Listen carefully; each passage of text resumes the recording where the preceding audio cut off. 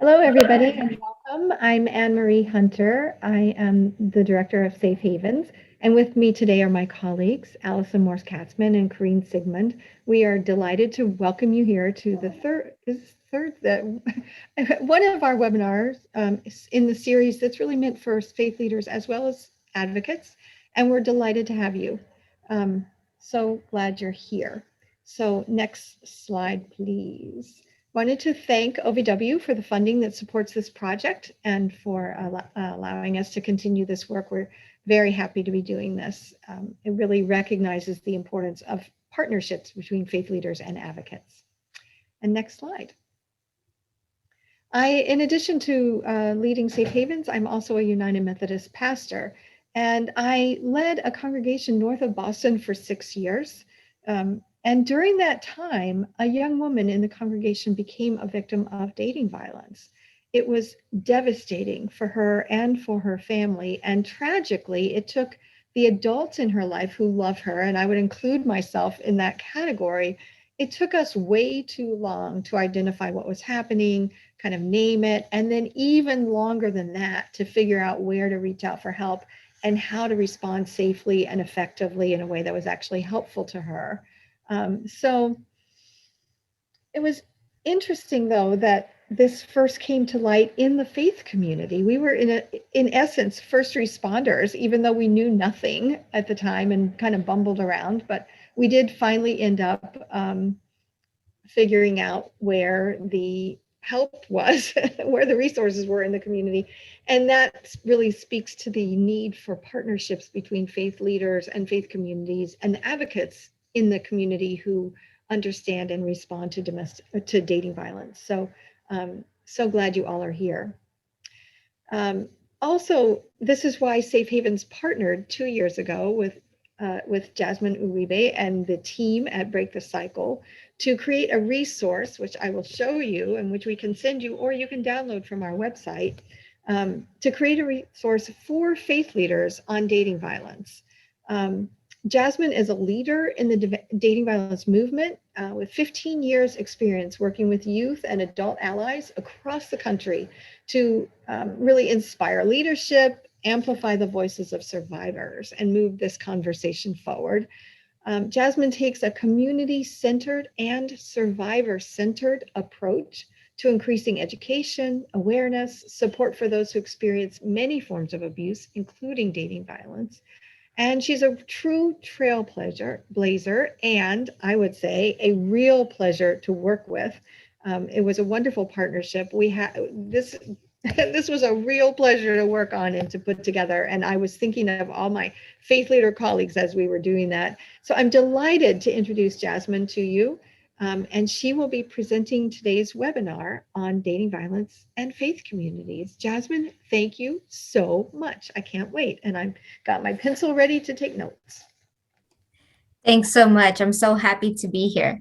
So with that, let's jump right into this very important discussion. And I always like to say, although the issue of dating violence itself is not a fun thing, I really want to make this conversation interactive and dynamic. So please feel free to use that chat box feature. I know there'll be some time for questions at the end, but if anything sparks your interest or you want to add to the conversation, if you want to give thumbs up or you have questions, use that chat box feature and I'll try to monitor it the best I can as I am presenting. But let's go to the next slide.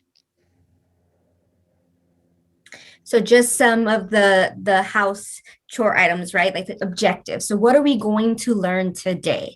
So you probably already have a good idea of what dating violence is, or maybe you have an idea, but you're not exactly sure what it entails. Today, I'm going to give you the basics, the definitions, what dating violence is, and how it connects to the lived realities of youth. So a lot of my work over this year has been working with youth nationally. That means that I'm working with diverse communities in different states and different faith-based organizations, different religions, different identities. And to do this work at a national level, it really requires us to hone in on what individual community identities exist, asking them what maybe biases exist, maybe some perceptions, some support that they weren't receiving with youth, all of those with youth and adults, all of those obstacles. I'm going to bring to light some of those narratives that I've collected over the years. And I'm also going to help you all identify and strengthen some of the efforts you all are already doing in your communities to address dating violence as a whole. Next slide, please. So we're going to really focus, like I said, on the impact that it has on youth. And when I say youth, the age demographic that we break it down to is 12 to 24. So think about this: middle childhood, adolescence, young adult. Put yourself into that place of where you were at 12, 15, 18, 24. There's different pivotal landmarks and I think transitions. You go from middle school to high school, maybe you go to high school to college, maybe this is the first time you find yourself living with a roommate or you're away from your family. That 12 to 24 age range is what we're going to be focusing on. So just remember to have that lens as we move forward. So next slide, please. Now, I'm going to give the actual definition. So when I say dating violence, you've probably heard of teen dating violence, dating abuse, relationship violence, teen domestic violence, intimate partner violence. It means the same thing. If you want to remember, this definition is that it's a pattern of abusive behaviors to exert power and control over another partner in the relationship. Now, we use very general words, right? Relationship. We know relationships are defined differently. For many young people, we know relationships can be casual and more committed. And the reality is that relationships are also a scary part of youth development, because not many families are having conversations about creating romantic relationships. A lot of restrictions are given around relationships, so youth are experimenting on their own. But when you think about dating violence or teen dating violence, think about the use of power and control over someone else in some kind of relationship. This could be what maybe we would call dating. Maybe they just call it going out. Maybe they're just saying a really close friend, but there's this intimacy, this connection in these relationships. So I have talked to many young people who prefer that we use the term relationship violence, because when we say things like teen dating violence, it excludes some of the older college students, right? When we say words like dating violence, I've heard from many young people that they don't date, they don't use the word dating.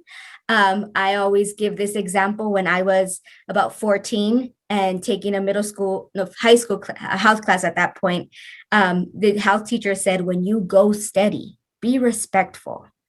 And I sat there and I was like, well, I don't go steady, so I don't have to be respectful. What she was trying to teach me was, when you're in a relationship, when you're dating, but the language, the terms didn't match.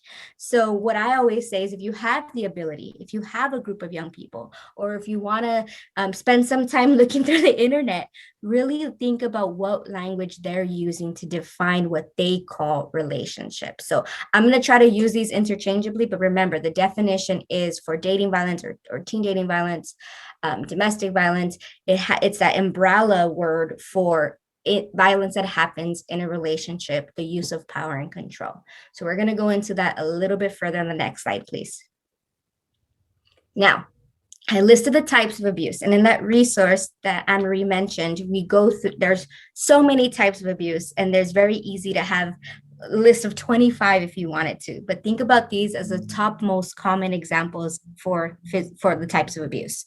So physical abuse is the use of physical force to hurt or harm someone. Physical abuse doesn't always have to result in a bruise or a mark. And that's something very important to remember. Physical abuse can be something so simple, and it can look so innocent as like holding hands. I like to bring that example up because you see couples holding hands, and you're like, how could that be physically abusive?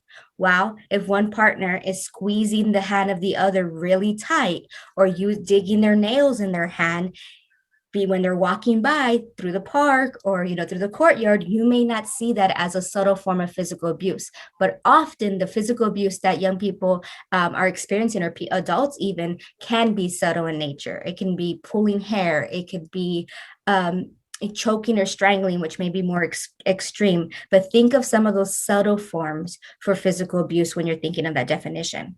For verbal and emotional abuse, so this is use of words, this is threats, this is saying things that manipulate or intimidate another partner, right? A very common form of verbal or emotional abuse that we hear is, if you don't do this, I will hurt you. Or if you loved me, you would do this. Fill in the blank, right? So that is that power and control, but with the use of words. Verbal and emotional abuse is just as harmful as physical abuse. You don't see the bruises, but it can have long-lasting effects on your mental health, on your self-esteem, on the individual's image, on their own independence and their idea of how they feel about themselves.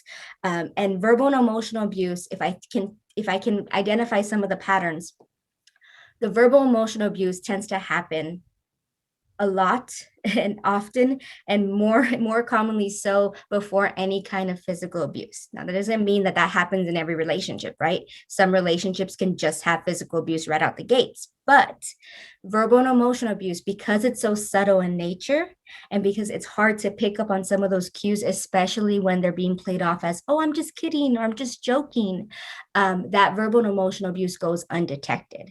Another example that I want to bring up for verbal and emotional abuse is the use of jealousy or the feeling of insecurity to control what your partner does. So if I'm a jealous partner, I may start setting limits for my partner, right, to not talk to somebody because I'm jealous. Or if I'm a jealous partner, I may start controlling what the person wears or how they look or who they talk to. And that is very, very common. I worked at an elementary school before I worked with Break the Cycle and with high school students. And I can tell you, and you can probably reflect on some of this, there's these unhealthy messages that young students are receiving. This idea that if maybe you can raise your hand silently, or you don't have to out yourself in that. But I remember hearing that if somebody teased me and made fun of me, it was because they really liked me. So think about how that message, fast forward to our teenage years, really confuses us in thinking, well, if they're being mean or they're joking or they're hurting me, but it's kind of a funny way, or maybe it's because they really like me, that really skews our belief of healthy relationships. I've also seen verbal and emotional abuse with 9 and 10-year-olds, where we had one student say, now that we're boyfriend and girlfriend, and they were boyfriend and girlfriend probably as long as just recess, but let's give that valid relationship time, right? So they were boyfriend and girlfriend at 9 and 10. He started setting restrictions on where his girlfriend, right, and that's the word they use, could play during recess. So he said, you have to sit there and watch me play kickball now. And I heard this and I was like, what do you mean? Well, yeah, she's my girlfriend now. She does what I say. And you have to think about, where are they getting those messages and how we can interrupt some of these unhealthy cycles. So I can talk about verbal and emotional abuse all day because I think it's one that really needs more attention. But the other examples are stalking, spiritual abuse, sexual abuse, tech abuse or cyber abuse, and financial abuse. And giving examples for every single one. With spiritual abuse, it could be using or manipulating someone's religious belief, right? Or using it to harm, shame. And that's one example that I see very common. Sexual abuse doesn't necessarily mean it has to be rape. Sexual abuse can be forcing someone to share images that they're not comfortable to see images. Sexual abuse can be unwanted touching, or maybe not listening to someone's boundaries, or what they've set forth, and like, I'm not going to have sex, and manipulate that and shame them. So the types of abuse can have a type of a Lego effect where they're building on one another. And it's every example that I gave, you can kind of see where it's can be both physically abusive and emotionally abusive. One example that I want to bring up for financial abuse that tends to happen a lot, and I've seen it most commonly with our parenting teens or teen parents, is the use of child support or resources, or if you don't do this, right, I'm not going to give you money to buy the baby formula, or restricting access to diapers and formula in order to get someone back after a breakup. I worked with the teen parent group before, and her biggest obstacle to leaving was that she didn't want to leave the baby's father. She was 15 because he said that he would take the baby away from her.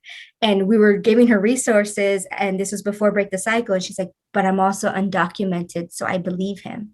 And there's a whole nother layer and barrier there. And I was like, well, what do you mean? I said, what about parents? What about family? And she laughed. She said, I got pregnant and they kicked me out. So think about those obstacles that someone is experiencing and why they may feel like they have to stay in these situations.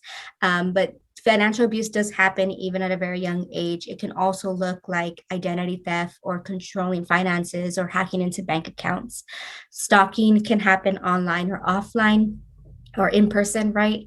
And digital and tech abuse, unfortunately, in the past year with the pandemic, right? We've seen so many examples of abuse really skyrocket. Hotlines are getting, they had a big uptick in calls, right? But what I've seen happen so much more is the tech and cyber abuse. And I had one friend say, oh, well, if they're not going to school in person, maybe these teens won't experience dating violence. And I said, not true. They still experience it online and dating through text messages, through apps, through sometimes during breakups, we see a lot of couples, if they were sharing more intimate pictures, right? Uh, unwanted exposure of intimate photos, right? Or the nude photos that they share. And instead of judging, because my parent and auntie alarms go on, like, why? I try to understand the why behind it, and I'll explain it later. But this is just giving you the big picture of the types of abuse.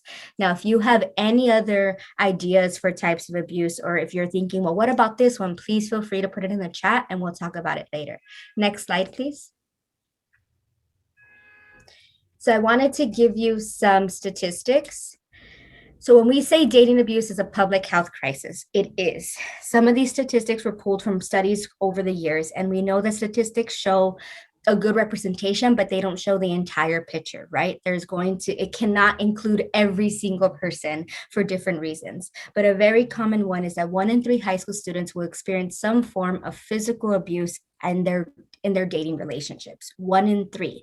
So if you have classrooms of 30 students, right, that's 10 students. That's someone you're sitting next to. That's someone you know. That's a group of, let's say, 5 friends, right? That impact is really, really big. And yet we're not talking about dating abuse at the level of how it's happening. I remember, and I'm not going to date myself, but early in my high school years, right? This was way back when.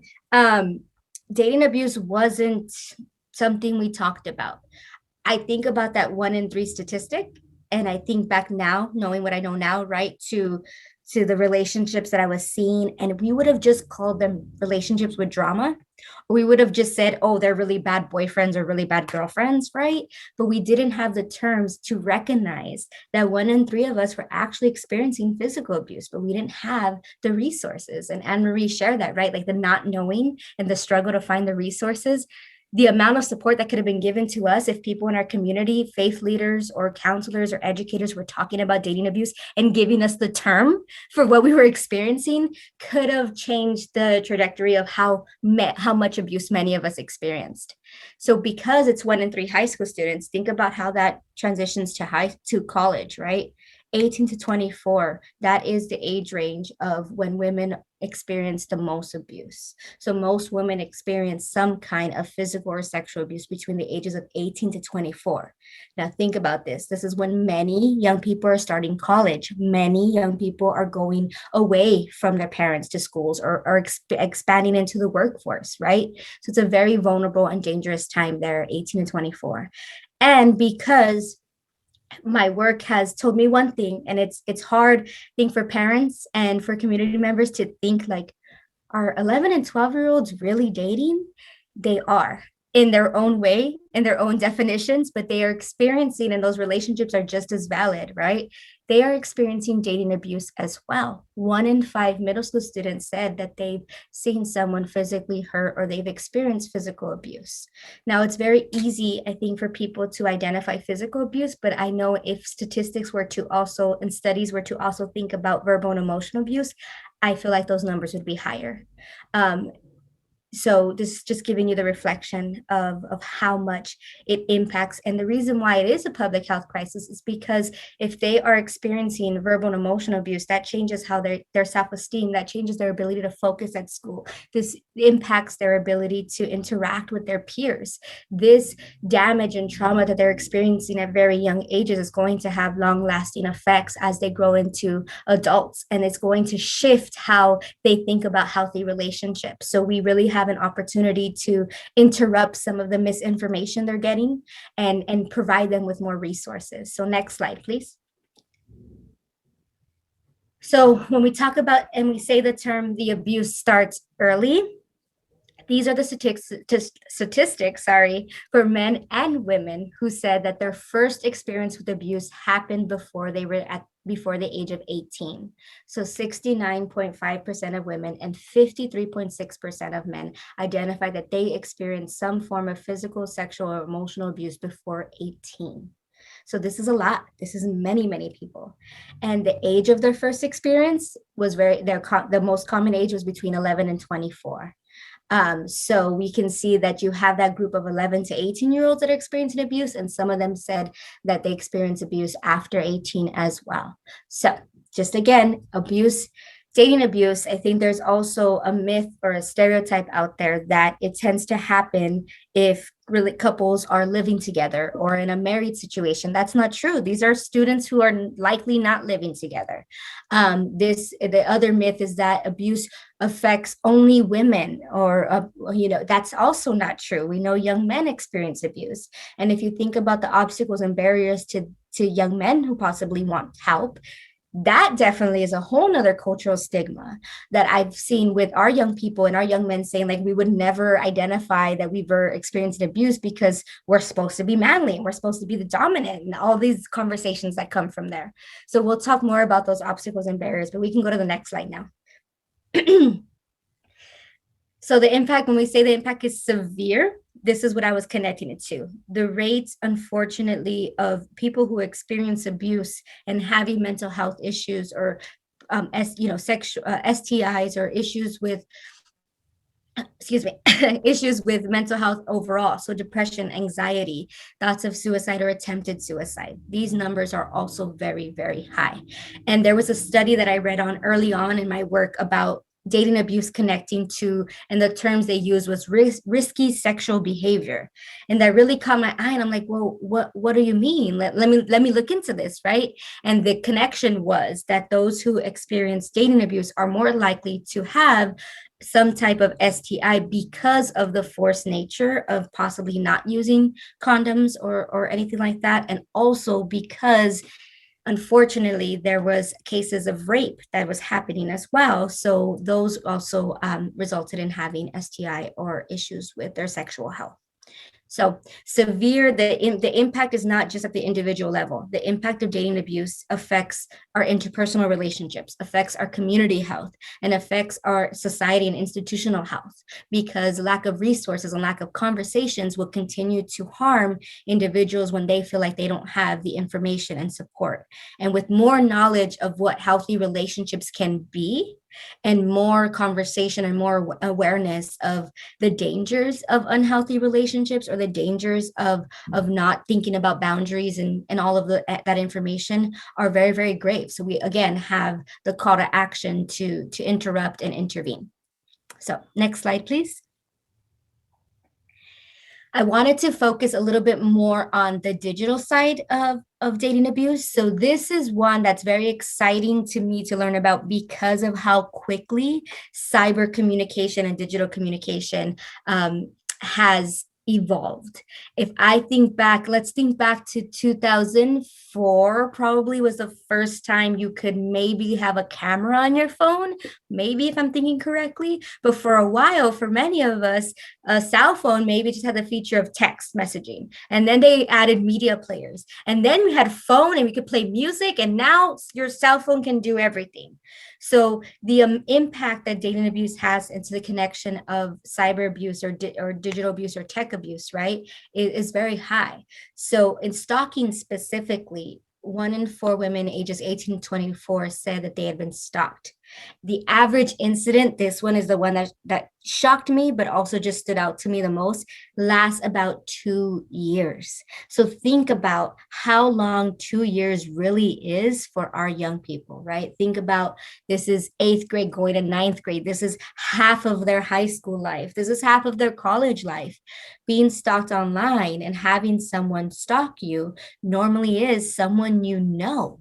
And this stalking tends to happen in a relationship, so intimate relationship, and stalking can happen throughout the relationship, but we've seen that when there's the point of ending the violence or breaking up, that's where stalking becomes more apparent or more obvious. So let me know if you have questions. We can definitely answer some of this. I know there's so many resources, and I'll put some in the chat around safety planning and supporting young people who are experiencing cyber abuse, and we'll get to that later. But I really wanted to just give you the big picture of how many youth are really experiencing this. And that also means how many youth are not talking about this to people who can really provide them support and direction. Next slide, please.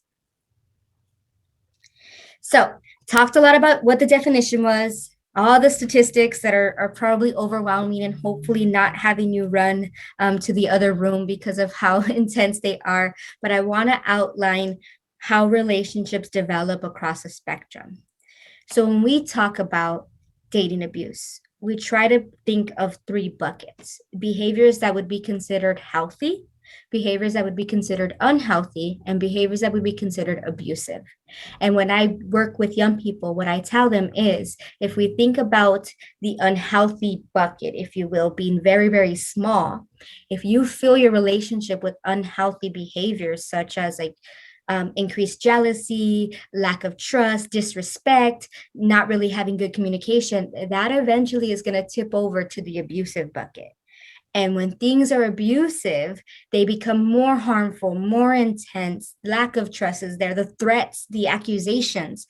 Now, I mentioned just verbal and emotional abuse examples, but think about these with physical abuse as well, right?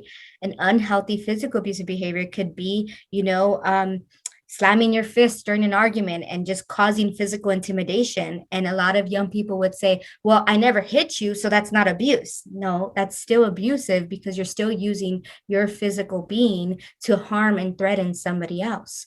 So what I try to do with young people, and the importance of understanding relationships on a spectrum is, and before studies would show like a cycle with the honeymoon phase and all of that. But the problem is relationships are not black and white. There's a lot of gray area in between. And if every abusive relationship followed the exact same pattern, we would have an easier time really interrupting these cycles, right? But they don't. So what I try to focus on is, what are your healthy relationship needs? For you as an individual, what would make you feel like you had the healthiest relationship? Good communication, trust, respect, honesty, equality, independence. And I put independence there on purpose because I try to interrupt this myth that once you are in a relationship, you lose your independence. No, you should still have your independence in relationship. You should have that just the same as if you weren't in a relationship. And then I work with them to say, well, what about unhealthy behaviors? What would be some red flags, some signs that maybe this isn't the healthiest relationship? And you can see how they progress. And jealousy is there because for me, jealousy really is that start of that power and control. But jealousy, for some reason, has been normalized to equal love. If they're jealous, it means they really love you. I've seen this in too many popular TV shows. I've seen Disney shows. I've seen this in children's storybooks, right? This idea of jealousy and envy, that means I really want you and I really need you and I really love you. No, jealousy does not equal love. Jealousy is an emotion you feel and it's valid.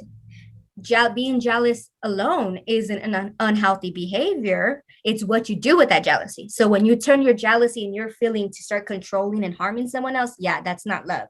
So if I can, for the rest of my life, continue to break one myth, is jealousy is not love. It is not love. It is not love. And every time I see a TV show or a storybook and I'm like, why do we romanticize this idea of that we can't live without you? Yes, you definitely can, with healthy boundaries and respect. So next slide.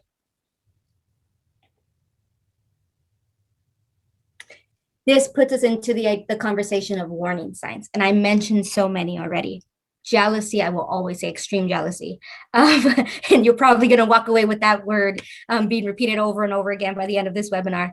But checking your cell phone or social media, I tell young people now, what is the intent? What is the need? What is the desire to have to go through someone else's phone? Usually it's fueled through jealousy or a lack of trust. Very rarely do I hear, and I'm not sure if I've even heard of an example of someone saying, no, I fully trust my partner, but I just want to look at their phone for what? I work with you. I'm like, okay, so you really trust them, but you need to see their messages. Why? And it always connects to, well, because I want to see who they're talking to, if they're talking to someone else. So that's a lack of trust. That's unhealthy behavior. And we should have our own rights to privacy with our phone, with our social media. Now, I've another warning sign that I've picked up on working with youth is social media accounts, for example. Let's say they have their social media account, whichever new app is popular now, and they each have their own identity online. So it's partner A and partner B. Then all of a sudden they want to enter in this relationship. Well, they lose those accounts and they make one joint account. So it's partner A, partner B in one account. And that's always interesting to me. And I had one young person tell me, oh, well, it's because we have a brand as a couple and we like to put our couple photos together and this is what we do together. And I said, okay, do you have your own identity outside of the relationship? No, there's no need for that because anyone who wants to communicate with us can message us together so we both can see it. And I say, there it is again.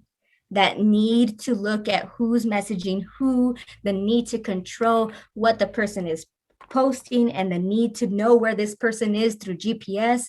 Is that what you all are trying to do?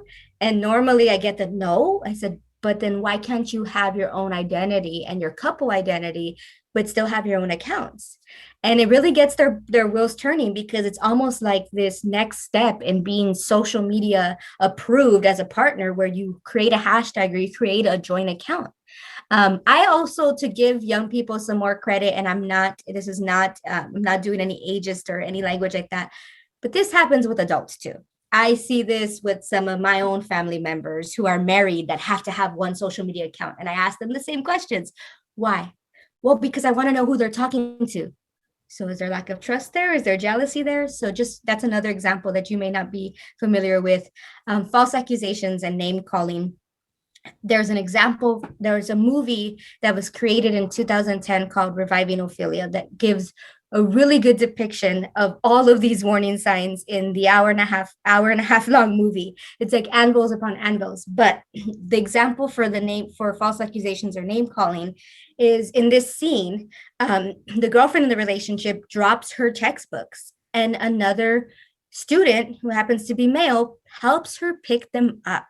While her boyfriend is walking down the hallway, sees that another guy is so close to his girlfriend and is helping her pick up the books and gets so upset, calls her names, calls her a slut, says she's sleeping with him, says that how could she disrespect him that way?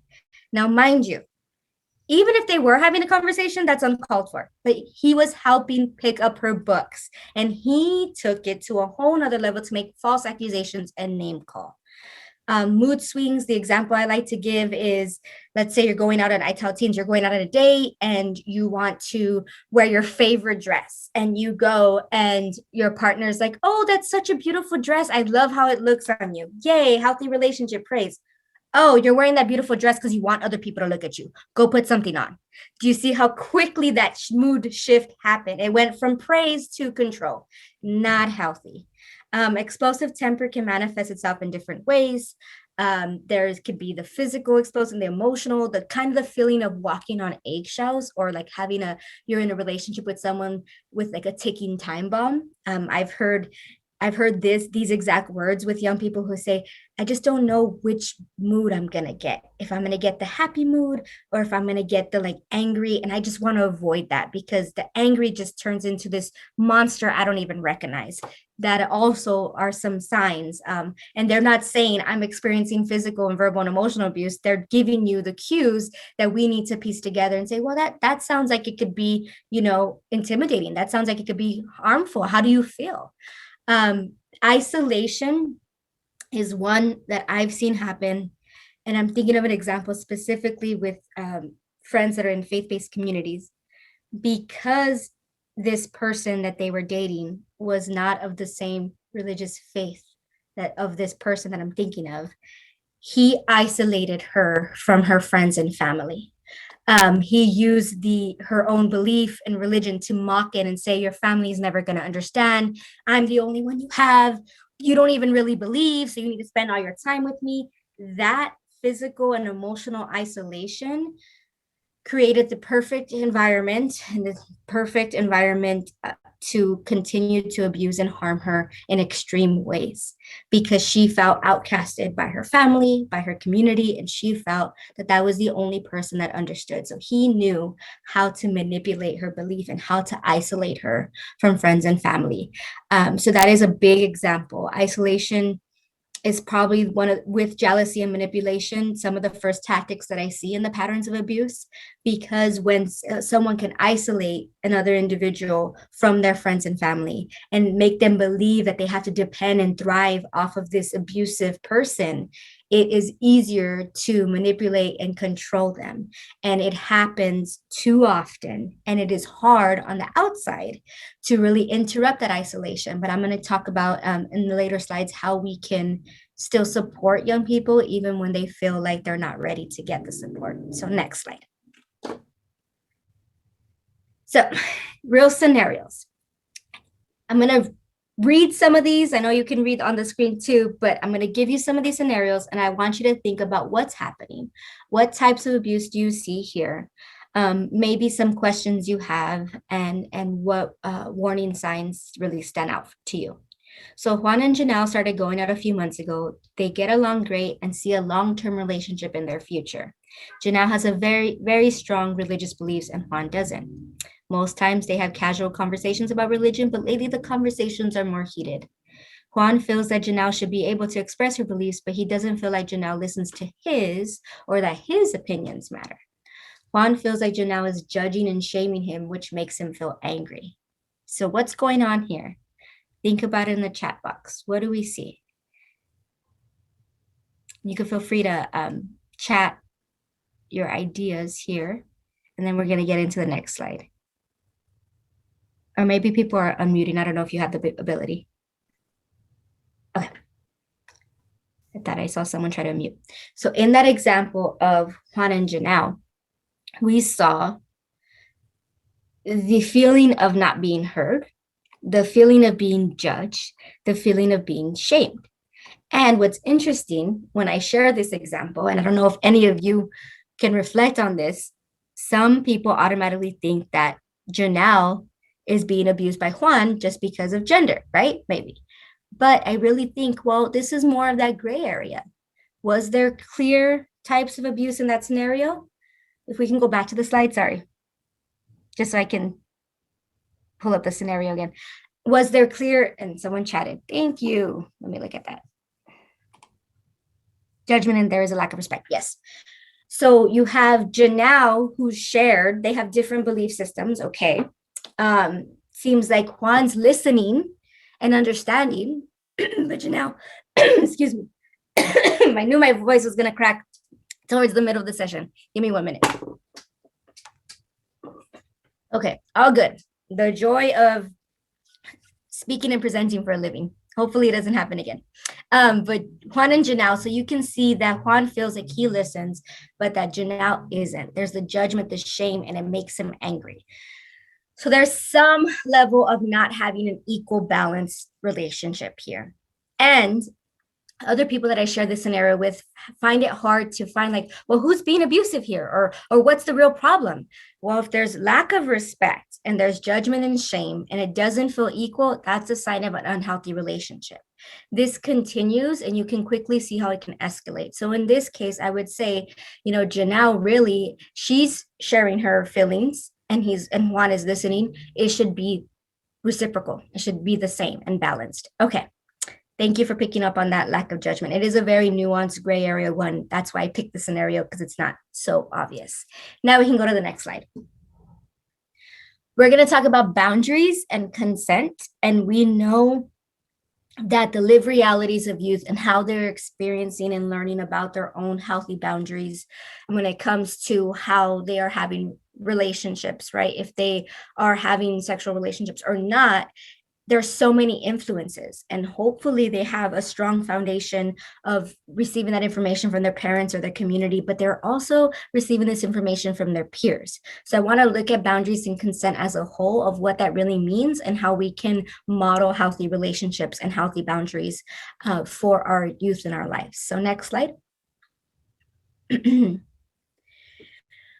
When creating healthy boundaries, if I were to create a healthy boundary for myself, it should be something I create for me, not something that someone puts on me because they feel it's a healthy boundary. This can be confusing. How can I create a healthy boundary if I have no idea what healthy relationships are? Which is why, at the very least, let's talk about what healthy relationships are and what they should include so young people can understand what they need to create those boundaries. It's very, very hard to create a boundary around something you have no idea what it is.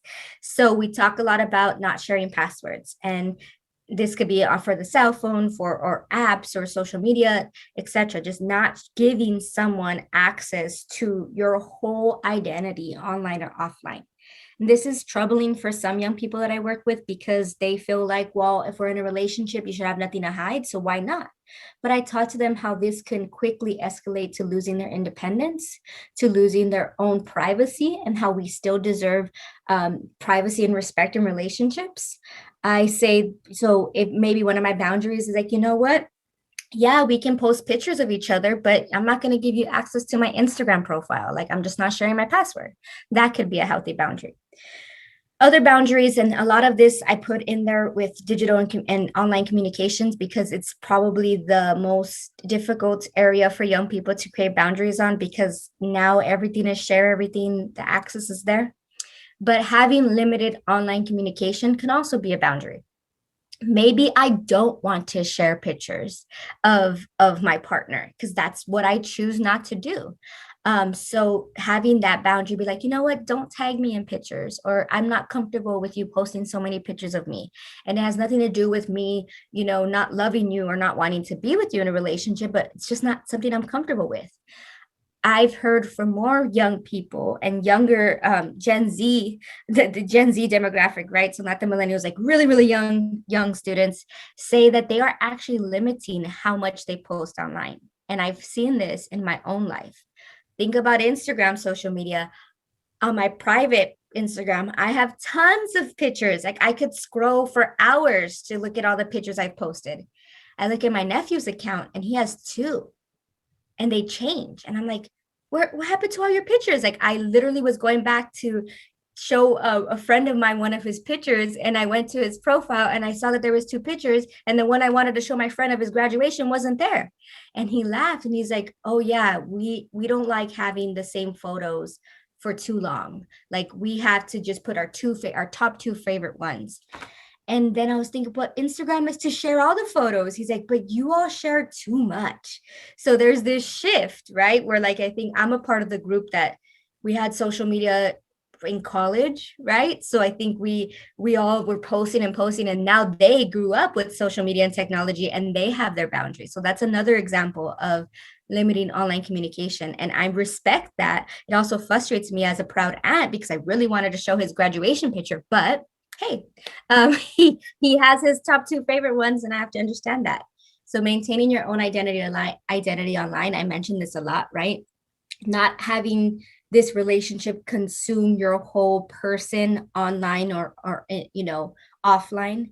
Making sure that you still have a brand is a word that a lot of young people, right? Your identity, your brand, your being still be individual. It's not just about you in a relationship. It's about you as an individual. That can speak volumes to how people are really understanding self-respect and self-love. Freedom and space and mutual, should be freedom and space, and it should be mutual and it should be respected. That's what boundaries should be. So I should still feel like you respect me enough to give me the space I need in a relationship. And space is not a bad thing in relationships. I come from the age group where we would fall asleep holding the phone. And I remember too, my mom didn't get a cordless phone, so had to like really make that phone wire like get really, really long so I could sneak into the closet and try to have some privacy, right? That freedom and space and that mutual respect and that online communication, that not having to talk to each other until you fall asleep on the phone is natural and it's normal, and it's not something I heard growing up. It was like if you didn't fall asleep when you were talking to someone you like what were you doing? That showed that you didn't like them enough because you would hang up after 10 minutes. All of those messages were very harmful and unhealthy. Now I really try to teach our young people like it's okay to distance yourself. It's okay to say I don't want to talk right now. I'll talk to you later. And that can be a very scary um crutch to break off of because we have digital communication at our fingertips.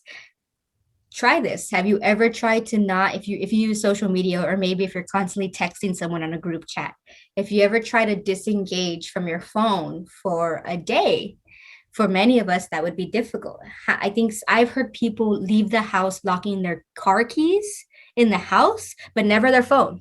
You never go out without your phone.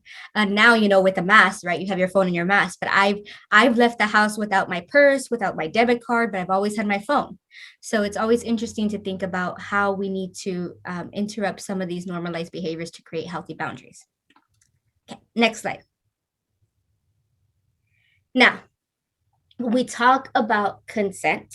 Consent is definitely, I think, in the mainstream world, connect to whether or not we are going to engage in sexual activity. That is not the only time where consent is important or relative. Consent can be about posting images. Consent can be about physical affection in public. Consent can be about being in the relationship in general. So whenever I talk about consent, a lot of young people say, oh, you mean whether or not I can have sex? I'm like, that's part of it, but let's think about consent as a bigger picture. So consent is a clear yes. You have to get the yes. Can it be body language? Can it be verbal? Sure. But it needs to be enthusiastic. It needs to be informed. And at the very, very, very core, it should be continuous. So let me use an example of consent that has nothing to do with actually having sex. So if I want to hold my partner's hand and maybe I'm not comfortable showing physical affection, my partner may say, can I hold your hand? And I would say, yes. And then maybe today I feel like it. And then tomorrow they just reach for my hand and I'm like, no, I don't want to.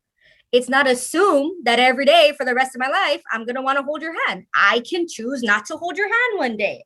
Now, I think about this with my toddler son, who I'm trying to teach consent with. Now, consent, I've said like, oh, you don't want mommy to grab, that's fine. You don't want to hug. And he'll say, well, I also don't want you to hold my hand. We're crossing the street. Now there's boundaries, that's different, right? Every time I bring this up, my young people, the students are like, but what about if it's for safety? What about if you need to do this because you're going to help them climb up a hill? They always try to throw me off with their examples with like the most extreme, not really important, but obnoxious comment. The reality is this. What if you want ice cream today? Here's another example. And today I want strawberry ice cream. So then tomorrow you assume that I want strawberry ice cream, but I'm feeling like pistachio. Check in with me. Ask me what I'm feeling that day. And I try to bring the conversation of consent. There's great examples of like consent is like tea, consent is like pizza, consent is like cake. But my favorite one is bringing up the ice cream example because there's a here, I'm pretty sure, but in California, there's Baskin Robbins 31 flavors. Maybe it's national. I'm not sure. So I literally have 31 flavors that I can pick from. So don't assume that just because I said strawberry one day, it's going to be strawberry the next day. That's another easy example. It should be clearly and freely communicated. So let's go back to that ice cream example, right? So Jasmine, you picked strawberry yesterday. You really want the strawberry today, right? Like you really, really want the strawberry. You're really craving the strawberry. Like, no, don't pressure me into wanting strawberry ice cream. Now think about that in a sexual relationship, right? It could be the same thing, unwanted touch, unwanted advances and stuff like that.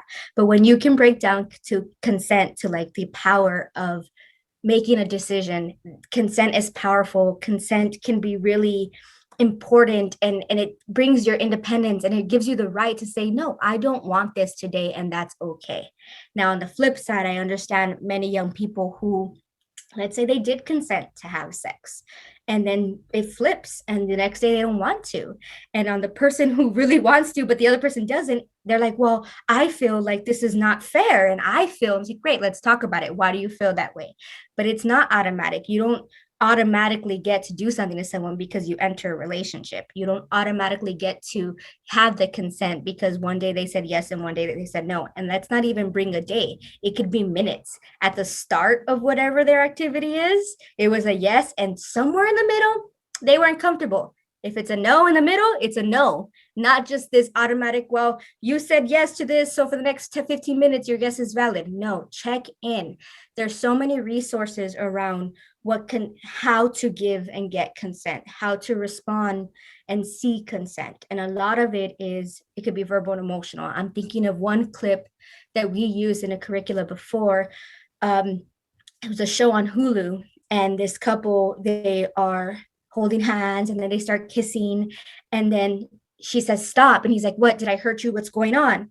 And she says, no, I'm a virgin and I'm not ready. And he's like, oh, okay. And then she's like, yeah, I'm sorry. And he's like, no, don't be sorry. Will you be ready tomorrow? And she's like, what? And he's jokingly like said, will you be ready? He's like, no, I respect that. Now, I watched this play out on a Hulu show, and it wasn't awkward for me to see it, but I think it's very awkward for young people and people in general to understand what consent looks like in real life. So if you can bring in media, that is a perfect example. It looked like they were going to take it to the next level, and then she said no, and he respected that. He joked about like, well, maybe tomorrow, and she's like, no. He's like, I understand, I respect that, right? He didn't even say the word respect. He's like, I get it, don't worry. Like, he was giving her the space to stop. Now, a lot of the young men in the classroom that I was showing this video to, they're like, no way, we wouldn't take that. That's not right. I'm like, so you literally want her to do something that she doesn't want to do just to make you feel better? And that's a whole nother conversation. But do you have questions about consent or what it looks like, or other examples, or maybe you've used other examples? To some of the advocates in the room, there's so many examples that you can pull from to really hone in on the fact that consent needs to be freely given.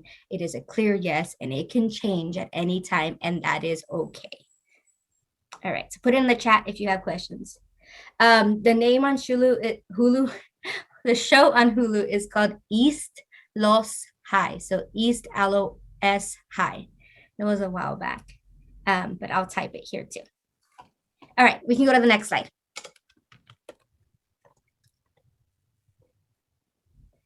So now that we've heard so much about all the types of abuse, you've heard all my stories about how this comes up in real life and the things I've picked up on from the youth that I work with and how it appears in communities. Let's answer that question about like why people may find it difficult to leave. So next slide, please. Some of the messages that young people are receiving are external and internal messages, right? So here is where I want to have more of that discussion. So please get ready to use that chat box. If you are a young person, let's say young person first, what are some of the messages that youth hear about teens and how they are expected to act or interact in the world? So go back to being 15. What are some of those messages that you heard? I'll start off with one. Your relationship isn't serious, it's just puppy love. I heard that at 15. Anybody else want to join me?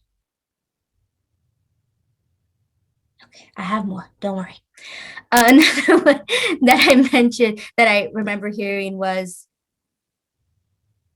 you must have done something, because people don't act like that unless you do something. You know how teenagers are, always moody. That's something else I heard. Thank you, Vanessa. You don't know what love is. You are too young. Whatever your boyfriend wants you to wear, you should wear that. Yes, yes. Let's think about what they hear about teens, right? Teens don't understand what's best for them. Heard that one before. Teens don't see the big picture. Teens don't recognize that we're just here to help them. Teens always try to take the more difficult road. Let's see, what else?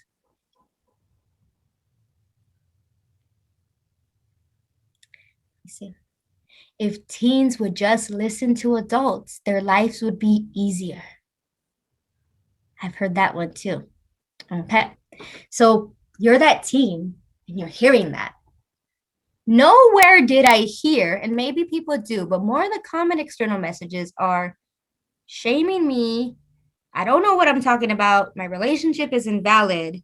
Um, yeah, I don't feel like I'm getting support from these people at all. I feel like I'm this teen alien in this world who has no sense of what's going on. So like, why would I even know if I was experiencing an abusive relationship, or why would people believe me if they think that I should be doing all this stuff? And I'm not. So I guess, you know what, just let it be. I'm a teenager. I guess when I'm an adult, everything will be healthy. Like that's the process of what happens when we're sending these external messages. And in defense of so many of the adults that mean well, the intent may not be to harm, but did any of the messages that we outlined, and I'm gonna look at the chat, say, I hear what you're going through and I know it's tough and I'm here if you need some support. Or like, I've heard this and I thought it was kind of helpful. And then it was like, been there, done that. I'm here to help you if you want some advice. Now, I didn't take the advice because I was like, what do you mean? Like, I'm fine. Like, this is, I know everything, right? But they really weren't being that judgmental. It was like, yeah, I know what you're going through and let me know if you need me. Like, that was probably the best support that I received. Avoid sex at all costs. That's for marriage. I was told to also never date until I was 35. Also not to have sex, but somehow I would have grandkids for my parents. Yeah, that really confused me. Like, how do I give you kids but not have sex? Like all this stuff. I'll give you one that is personal that I will share. My mom always says this, and this really just shows like intergenerational harm and trauma too. My mom became a parent as a teen. So a teenager, still within the youth demographic. And she was told now that she was married, she would have to do whatever her husband wanted whenever he wanted. Now, I heard this as an adult doing this work, and my mom was sharing this information. I was like, first of all, like, of course, being the daughter, I'm like, ew, gross. Like, that's my parents. Two, she had me. That's why she was a teen parent. But then I remember her saying, when I was a young, she would say, don't have sex until you get married. And then I was like, when did you get married? She said, April. I was born in September. Those things didn't add up. So we were getting conflicted messaging, her messages of like trying to teach me healthy relationships. And then also what she was told, that was a whole load to go through, right? But yeah, this whole like, now that you're in a relationship, you have to serve your partner. That comes up. And I see here some are actually conflicted because they're expected to act like an adult in certain situations, but in other ways they are just kids. So I can relate to that. And I've heard many young people who have to, get jobs or take care of their family members and their younger siblings because their parents are working, and they have to actually pay the bills, not with their own money, but call the phone company or go on the internet, and they do all these adult like things. But when it comes to having autonomy and ability to decide or to be respected on like things like relationships, oh no, all of a sudden, no, you're not an adult anymore. You do all those adult things, but you're still a kid. And not to go into parenting workshop, there's still in parenting roles and child parent roles, there still needs to be boundaries, and there will be restrictions to guide young people. I'm not saying we lose all of that, but think about those messages. Now let's flip it. What are some of the general messages adults hear about adults and how they are expected to act or interact in the world? So now we're over 24. And what are we expected to do as adults? I'll throw one out there. Now that you have all this wisdom and you went to college and university, you need to help all of your younger siblings. That's a lot of weight to carry. I've also heard from young people, adults don't understand, right? The same thing. I've heard that adults just try to butt in and just provide resources, but never really care to listen. So as an adult, right, and you can feel free to share your own, of what you're hearing about the stigmas of you, how does that make you feel? The point of this activity was really to think about all of the voices around the room, all of the messages that we're getting. How does that affect our ability to want to reach out for support or to feel like there is support to be given? How does this affect our identity and our own belief that we have the power, we have the ability to feel and do better? For many young people and for many adults who maybe didn't grow up with the most loving or healthy relationships, that self-fulfilling prophecy of being the bad kid or the bad teenager will take you to your adulthood. The idea of like you're never good enough, you never did anything, is exactly what's repeated in relationships. So if my partner is saying that, my parents are saying that, the world is saying that, you know what? Forget it. Why do I even try to be better? So that idea of hopelessness and feeling like there's just such a lack of resources and disconnection is very, very real. Adults are supposed to have all the answers. Yeah, I always start my presentations with youth with like, I'm going to make mistakes and I do not know everything. And you all have expertise, just like I bring expertise. So I'm maybe the DV expert that's coming to your class, but I don't know everything. I really don't. And that's the beauty of life. If I knew everything, there would be nothing for me to learn. And that's sad. I love learning. So I always start that, yeah, adults have all the answers. I remember I'm reflecting on someone that came to me and said, well, shouldn't you know this? And it was a young person. I was like, well, I don't. Let's find out the information together. And they were really shocked that I didn't have all the answers, right? Because as soon as you turn 18, that's it. The world of wisdom comes and you have that book to always refer to. No, not true. Okay, next slide. So internal messages, we connect it, right? What do young people start to believe about themselves and their roles as teens? For many young people, for some reason, there's a lot of social pressure to even engage in dating relationships. And I've heard still to this day, young people say, I didn't even want to start dating, but my friends were dating. So I started dating and like none of us knew what the heck we were doing. And we were just all like dating, but with no resource because why? You turn 15 and you start dating. I don't know, you turn 13 and you start dating. So they started to believe that it was part of their rite of passage to be in a relationship. And those who were not in relationships yet or who chose not to engage in relationships until maybe college were made fun of. So there's just a lot of social pressure. They also start to believe that they're worthless. They start to believe that they don't know what's going on. And feel free to drop in more answers in the comments. But what do they begin to believe about how they should act or interact in relationships to adults in their lives? So if they believe that adults should know everything, or if they hear that an adult in their life is constantly, not understanding them or not engaging to them in a way that is really relating to their needs, they feel like adults are not the resource. And there's studies upon studies that show that those who actually share that they are experiencing abuse go to their friends first. If they tell anyone, they are telling their friends. And then maybe a trusted adult, maybe a parent. But the way that I've seen reaching out for support look like is you tell a friend, and then maybe you have like a favorite teacher, counselor, coach, or someone, and you kind of like drop the information there with the school personnel or with a community person. And at the very last person that you're going to tell is maybe your parents. That has been a common thread for many young people. I would hope, because although adults don't have all the answers, but adults do have access to some resources that maybe young people don't. My hope is that we can shift how they are internalizing these messages and how they are believing that adults don't understand, or how they believe that they're worthless and they're not worthy of help. That we shift these conversations so they can know that adults in their lives can provide support and are willing to provide support and listen. It is bridging that gap and building that trust in ways that the work is going to be hard, right? Healthy communication is possible. Respect is possible between youth and adults, but there's work that we have to do to get there. So let's go to the next slide.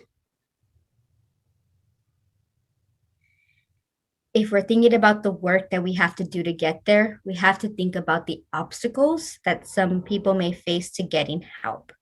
So a young person may feel shame or embarrassment because they've been getting these external messages of shame or embarrassment.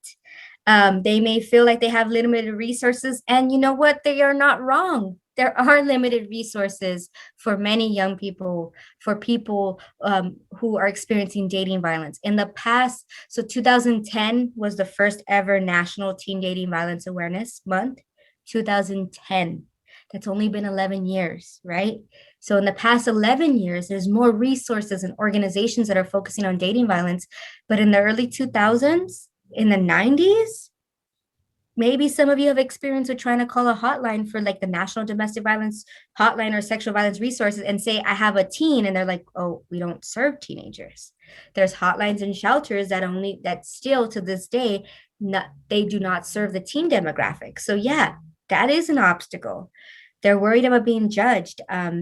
I thinking of the young people who were not supposed to be in relationships, right? And are experiencing this abuse and feel like it's easier to keep it quiet than to actually reach out to a parent or a community support person because they weren't even supposed to date in the first place. This young person said, I didn't want to say anything because I knew what I was going to hear was, I told you not to date until you were 18. So they already started internalizing some of that judgment. And I know on the flip side, I hear from parents when I share this, they're like, we would never, we want to support them. We don't want them to turn. I said, but all of their lives, they've been told, don't do this. And if you don't do as I say, I'm going to shame you and blame you. So how does that easily shift their messaging and create an obstacle? There's also the isolation and threats. So I'll give you an example for some of the LGBTQ plus youth that I work with, or some youth who are undocumented, or for some reason cannot share too much of the relationship or identity, and that partner knows that. They will manipulate or threaten and say, well, if you're trying to break up with me, or if you don't do this, then I'm just going to share this information about you. This also happens. And in California, the law is around revenge porn is what they call it. If I convince you to send that image to me, right, and I'm the abusive partner, and then we break up, I say, you know what, that's fine. I'm going to go post that picture online and people are really going to see who you are. We've seen this time and time again. We've heard stories of young people who take, who take photos or videos of people without their knowledge in relationships too, without consent. And then as soon as the breakup happens, they post those images online. We've seen the stories around Facebook and Instagram of people being bullied and harassed online, which causes someone to, attempt or commit suicide or take, all of that stuff. So it's dangerous, it's serious, and that chain and that ripple effect can create so many obstacles to why one person, and it flashes kind of like movies, right? Where it's like the action movie and like your life flashes before your eyes.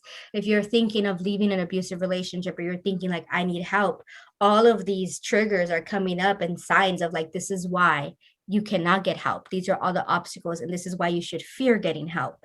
So if we can speak about the obstacles and we can share that we recognize that there's obstacles and that people may experience in this, but there's still help available and we can help people navigate through these barriers, that would give people the sense of relief because they won't feel alone. And isolation and abuse go hand in hand. Feeling alone, like you're the only person in this world that is experiencing this, is very real for many young people and people who experience abuse. Now go back to those statistics. There's no way that they're the only person that's experiencing this, but it feels very lonely. Next slide, please. So, internal messages around adults. What do adults begin to believe about themselves as their role as adults, right? We should have all the answers. I don't know why we start feeling a little worn down by not having all the resources.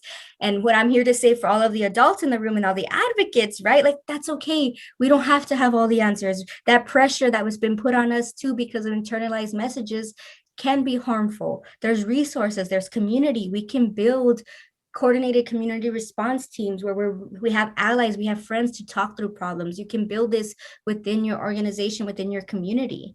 I think adults also feel like they need to always act a certain way or model a certain way and can't be vulnerable in front of young people. And in appropriate settings, you totally can be vulnerable. I gave an example of like not having all the answers. That does go a long way in showing and building trust. That vulnerability makes us human. That admitting to our mistakes and admitting that maybe we believed one thing, a certain thing, a few years ago, but we've gotten so much information that now we believe something else, or we may have said harmful things before, but we're working on that. Like for parents and for people who are in more closely working with young people, it's admitting to the things that we can be better in, and being vulnerable so young people feel safe enough to be vulnerable with you. Next slide, please.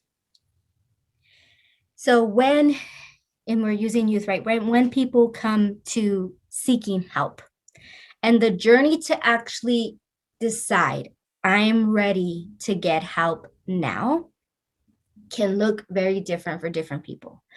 It can be a long journey. It can be a short journey. Again, if I knew the exact pattern of every relationship, we'd be able to figure out the exact solution to end all gender-based violence, right? But help-seeking behavior can look like different things. Like I said, most of them are going to talk to their peers. And I know people who have brought up abusive relationships to their friends, and friends say, oh, that sounds like he really, really likes you. He wouldn't be doing all that if he didn't love you. And then you're like, oh, okay. And you go back like that's not helpful information. But they are also looking at online resources, searching things on Google. I think I remember going to a training with Google, and they said some of the top relationship search questions were, how do I become a better boyfriend or girlfriend? How do I get my boyfriend or girlfriend to be nicer to me? Are some of the most commonly searched things on Google within the age demographic that is like 18 to 24. We know that help-seeking behaviors also can include calling a hotline, going to a peer support group or counselors and stuff like that. It can also mean for many youth who may be experiencing homelessness, right? Or who are runaway youth, having to identify what shelters will take them in without parental consent. Different states have different laws and different rules, but many, many, many laws and policies do allow support for youth that are under the age of 18 without parental consent. Now, I know parents feel some kind of way about that, but it's also created for those young people who feel like they absolutely cannot, or it would be more harmful for them to reach out and talk to a parent in their life. But knowing that can also be a way to build the bridge, right? Like in our state, in California, for example, started at the age of 12, you can legally petition for a protection order if you want to get a domestic violence restraining order against someone else at the age of 12. Other states, it's not that. And California recognizes dating as a type of intimate relationship. Some states may say, no, it's marriage or it's living together. So just think about that when they're seeking help, what resources are available. I know there's can also be support through medical professionals. There was something I was really proud to see when I went to my local clinic here, and the insurance company is Kaiser Permanente. When I was pregnant with my son, I had to take this survey, and it was asking me if I experienced any domestic violence, if this pregnant, if I felt that I was pressured to do anything. And I was like, whoa, as an advocate and I was like, great, good job for asking me this question. But there are ways that medical professionals, and there can be medical assistants into providing help in situations. And I mentioned legal and law enforcement. All of these help-seeking behaviors really take a community effort. Like I have that hand image and I'm putting my hands together because I love talking with my hands, but it requires all of us to come in to build a strong community front. You may find yourself identify with any of this. You may find resources through your own agency, right? Or your own organization. We all have a hand in helping young people seek out help. So let's go to the next slide. So how do we build community response and leadership? So let's talk about that a little bit more. Next slide, please. Yes. And the list of helpers could include faith leaders for sure. And I didn't put it in there, but yes. So let's go to the next slide. I mean, not next slide, sorry, the next scenario, stay there. So Elena and Taylor are both 15 years old. They dated for almost a year. Early on in their relationship, Taylor pressured Elena to let him take nude photos of her. Later, Taylor pressured Elena to send more nude photos. Taylor also abused Elena physically during the relationship. Elena ended the relationship, but Taylor did not accept that. Taylor shared a nude picture of Elena with other teenagers over direct messages on Instagram. And Elena has heard that Taylor has done this before and bragged that he can do it without getting in trouble. That's a very, very common scenario. So what examples of abuse or what warning signs do you see here?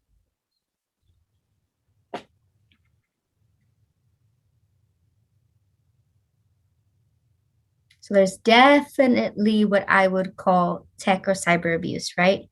Definitely lack of consent here. So sexual abuse.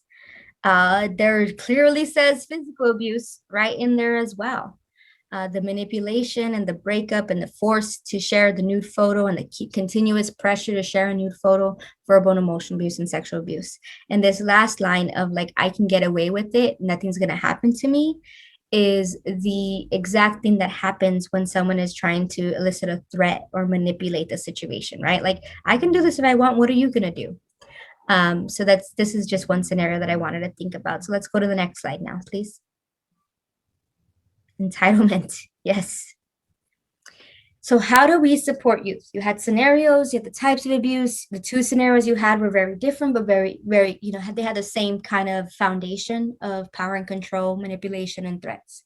So how do you, as a faith leader or an advocate, support young people in your lives? Now, remember, all those help-seeking behaviors that they may go to, right? They may want to talk to a peer. They may want to talk to a supportive adult.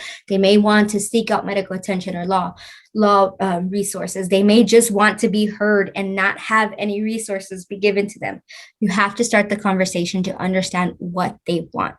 When we go in and we hear young person's coming to me and we automatically say, this is what you need, let me give you everything, we are not listening. There's a favorite quote of mine from one of the youth conferences that I was a part of, and the youth panelists said, we want to talk to adults, we want you to help us, but we also really want you to just listen. And I wanted a shirt like just listen. Like I really wanted that, because I was like, what? And they asked, well, what do you mean? They said, when we come to many of the adult advocates or people in our life, they want to help us. So they overwhelm us with so many resources and they're not listening. We just want to be heard. We want them to help us work together to find the resources we need. So that is a real true story from an amazing panel that we had. And I've heard this before, right? Like, okay, yes, we need to listen. We need to not judge. And then I'm thinking of some other things like, well, what if they're not telling us what they want? What if we don't have time for that? What if it's an emergency situation? What if I need to give you all these resources so you're not leaving, so you're not in harm's way? And then I realized that even in that moment of me listening to this panel conversation, I was doing exactly what they said wasn't helpful. I was overwhelming my own thoughts with like, no, you need this. Let me connect all the dots for you. I always say, adults, chill, we got this. We know what they need. Help them get there. Work with them, have active listening. I hear you. I see you. How does that make you feel? What would you like me to do in this situation? Maybe if it's not getting there, say, I've heard this before. I have lots of resources I could share when you're ready. And the hardest part in doing this work on a personal and professional level is there will be many times where the person who's reaching out or talking to you is not ready to get the help. They just want to share this with someone, kind of test the waters to see what feedback they're going to get, what messages they're going to internalize, but they're not ready to leave. Time and time again, we hear people who are experiencing abuse say, I don't want to leave the relationship. I just want the abuse to stop. And that's a very complicated but real feeling. And we validate that. Okay, so you want the abuse to stop because I don't feel loved, I don't feel respected. Okay, well, let's talk about this. We can't make someone else stop being harmful, but you can make a choice to leave the relationship so you're not harmed anymore. And that feels very overwhelming, and not to be judgy, right? You say, I'm not judging, I'm not shaming, I'm just giving you my scenario. We can control and I can help you. Unless that person is willing to get support, we're not able to change them. And that is another obstacle, and I think weight that keeps people in relationships is, if I can change them, I can change their abusive patterns. If I just act better, if I don't get them upset, or they are going through so much, this is the, giving excuses and valid and reason as to why abuse is okay.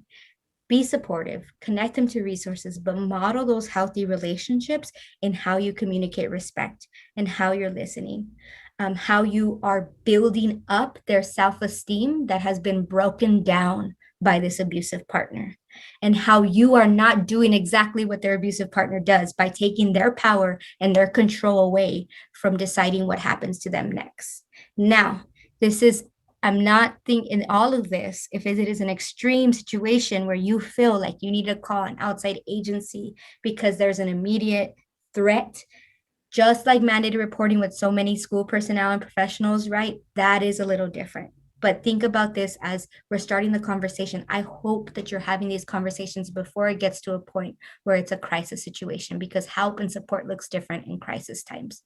So, times of crisis. Safety planning is super important and can be very easy and part of the natural process of helping. So, there's a safety plan resource guide. There's resources for how to safety plan online. What it is you want to have the individual think like, okay, so let's say you're ready to leave the relationship, or you're not sure you want to leave, but you want to start gathering information. Let's make sure it's safe for you to look at resources online. Are they monitoring your communication online? Are they looking through your text messages? Because if they are controlling how you communicate online and through your phone, and you're looking for help resources, or if you're texting me, for example, as an advocate, that may spark an argument, or your safety plan isn't safe if they know about it. Ending the abusive relationship is most often the deadliest, most scariest time, because you are breaking up someone's control and grasp on you. And they are going to do everything they possibly can to keep that control. So it requires a lot of thought in individual safety, into personal safety. So who can I rely on? If I'm at school, maybe I have a buddy walk me to class, stuff like that. Maybe I need to if I have a restraining order or a protection order, maybe I have to let my counselors know. But safety planning should be something that happens, because it's not just this moment of, okay, I'm going to leave. I decided to leave and then I'm going to leave. There's so many interrupters that happen in between, and it's worth talking through what that looks like. So next slide, please. So some of the questions to consider, we're reaching the end, and I'll probably have about 5 minutes for a quick Q&A or debrief. If anybody wants to chat, feel free to start chatting those now. But some of the questions I hope that you can consider and think about, and maybe even organize some planning around for your conversations with youth. Where are you having conversations with youth? Is this in a group setting? Is this maybe the bulletins? Maybe this is at retreats, stuff like that may be happening. How are you empowering youth to lead and make positive decisions, right? Now, how do we empower youth? Do we give them all the answers and not really listen? Are we judging or shaming? Are we kind of breaking down some of those internalized messages that they've received? Are we admitting that sometimes messages come and they are not the most productive and they are not the most helpful? So you're giving them the space to recognize that some of these messages have harmed them in their decision-making? Great. In what ways can adults offer support in your community? Is it one-sided? Is it mutual? Do you have youth leadership groups? Do you have community groups? Do you have a cohort where you can get different ideas and opinions? Do you use social media to engage young people in ways that relate to them? There's ways to have healthy relationship activities and conversations be really inviting and empowering by including some of their skills and their expertise. And how are you modeling respect and trust, healthy relationships? Someone mentioned active listening. I think that's such a great thing to mention, and also to model how they can do this in their own relationships to have healthy relationships. And then how familiar are you with the lived realities in your community? The best way to answer that is ask. Have times where you can hear from youth in a very non-judgmental, open environment. What is actually going on? They're going to feel like you want to hear from them. Remember, all those internalized messages they've heard that you don't care, adults don't care, they don't matter. No, give them the validity where it needs to be given. Their relationships matter, their health matters, and if they are healthy, the whole community will be healthy. So I think that was the last slide until my contact information. Allison, if you want to change that one. Maybe I'm wrong. Oh no, I gave you all the answers, but here's the slide. Expanding community support, collaborate with parents and schools and organizations. Have your presence be known as a way to leverage support, listen, and enrich the lives of young people at all levels, of people at all levels. Identify internal and external leaders. So one of the biggest leader that I like to identify in my work now with Leaders Ending Violence is that leadership looks different. A big person that I like to engage with in healthy relationship education are the barbers and at the nail shop, places where people go for self-care, and that you would be surprised. I sit there getting my nails or hair done and I'm hearing all of these relationship things. I'm like, I asked one of my friends, now she's a friend who does my hair. I was like, can I put some healthy relationship and warning sign information like right at the front? She's like, yeah, absolutely. You have no idea how many times I hear of somebody saying that they have a dating abuse situation. And I can think about like, only if Jasmine can give them a resource. I was like, well, here's the cards. I also did that during prom season when proms were in person. Now they're starting to be at tuxedo and dress rental places, having healthy relationship information because it's prom season. One of the groups put a pocket card with like the help resource information. Like if you're experiencing any abusive relationship, like you can call inside the tuxedo pocket in suits, and it was part of a campaign. So there's a lot of places where you can create and raise awareness, use online communication, use the youth leadership, create community response teams, so you are ensuring that the resources you're creating match their needs. Next slide. This is the summary of safety planning. I kind of talked ahead, but you want to address the current situation, make sure it's realistic to their needs, give them resources that work. Please, please, please, if you have hotlines, and if you're trying to offer it to youth, make sure they can serve youth in the age demographic, in the language, or whatever they need. I have heard youth come to me say, I got the number for a service, but they only serve adults. This other number I called doesn't serve me in my county. This other number doesn't even work with domestic violence. Like, go vet the resources, make sure they're multifaceted, so it's not just an end all be all, like, well, you have to go to law enforcement, you have to go to a medical professional. No, make sure it's community and centered and it matches the needs of youth. Next slide. And there's the contact information. So this is how you can reach me. Leaders Ending Violence is my own organization, my consultant business that I'm starting and working on. And I am happy that I shared all this information. I talked for a long time, so I want to make sure if there's questions, you can feel free to chat them, but you can always email me or connect with me. The resource that Anne-Marie shared is a great resource that I'm super proud of that we were able to work with. It talks all about healthy relationships if you need something to go back to. It gives you definitions, it talks about how to be supportive, and it'll bring what you learned today to life and give you an opportunity to have something. So check that out as well. And thank you for having me. And I'll stay for a bit for the chat if you need me to, but I don't see any questions. So. Jasmine, that was unbelievable. So fabulous. I learned so very much. I just, things that I should have really been able to think of on my own. I mean, it just really great. And I especially love the idea of the cards in the tuxedo pockets. I mean, that is ingenious. Thank you again. I'm looking to see if someone has 5 pages of notes. But I'm looking to see if there are any questions other than comments about how great the information was, how great you were, great engaging presenter. Thank you again. I want to just point out that Safe Havens has 2 more webinars coming up on June 9th and June 24th. You can see on your screen. We hope that you'll join us for those. And we aren't going to do a breakout group, but we are going to do a conversation.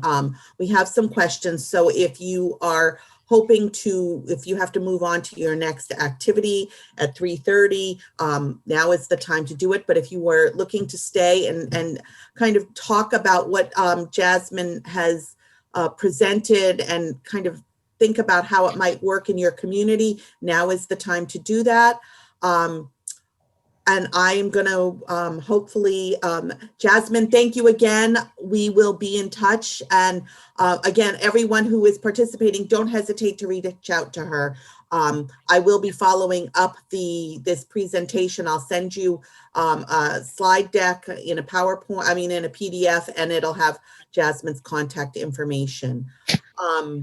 So with that, Mary Kate, if you could make it so that we could if everyone could unmute themselves and put their video on so we can see who's available for this conversation, that would be lovely.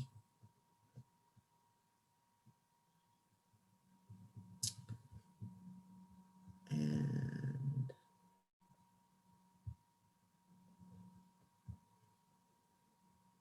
I don't know if we have anybody besides Julie Udovin. Of course we have Julie Udovin. If you are interested in staying on, please unmute yourselves and Anne Marie, I'm going to turn it over to you as the faith leader, as the ordained faith leader. I am a faith leader. Julie is a faith leader also. Peggy, thank you for joining us. Hi. But let's get started on these questions.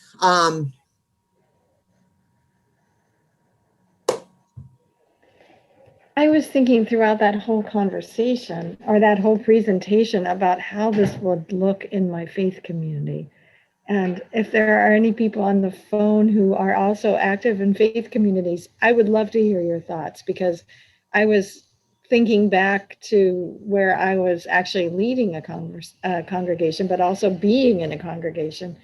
What would this look like? I wish I could bottle Jasmine and bring her to every youth group, because she's amazing. And we often talk about healthy relationships and what would that look like in the context of a particular faith community, because faith communities have different teachings around what a healthy relationship looks like, say before marriage or after marriage, or when you're dating, if you are dating. Some faith communities don't date. So yeah, what would that even look like in your own faith community? I'd love to hear.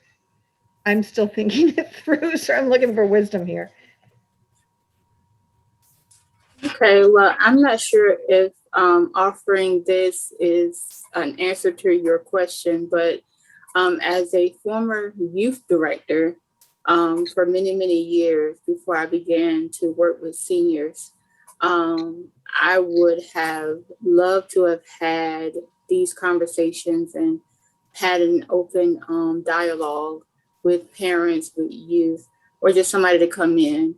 One of the things, like you said, that I've noticed with working with different denominations is that, yes, there are different sets of beliefs and ideals that kind of form even what you teach and what you share, what you make okay or sound okay, and what you kind of tell them to watch out for and stand up for. So I'm not sure what the answer is, but I do know that I agree that it's an arena where the information, whether we want to call it training or whatever, but the information is needed, because I think a lot, and I hate to say this, but in all honesty, I think that it's a platform where a lot of abuse takes place and it's not labeled as abuse.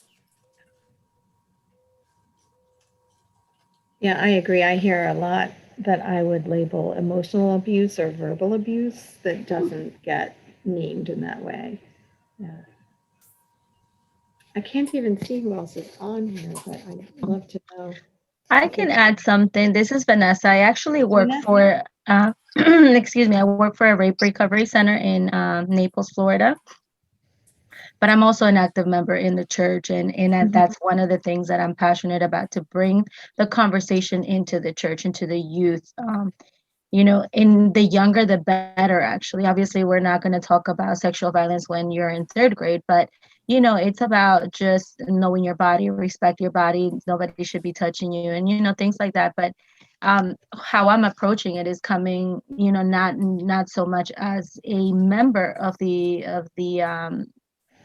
church, but more so as in like my professional, as a professional, from the out view of, or from the view from of the organization. Because I think if you go through the church, and I try to open up a little bit this conversation, actually, this year that just passed, and you get a little hold back from the church in the fact that children are having sex. Just because they go to church doesn't mean they're not having sex. They are having sex. Unfortunately, that's, they can be going to church, they can be in a ministry, can do a lot of things, and they call themselves, like a faithful Christian and all of that, but they're having sex, and that's just the way it is. It's life, right?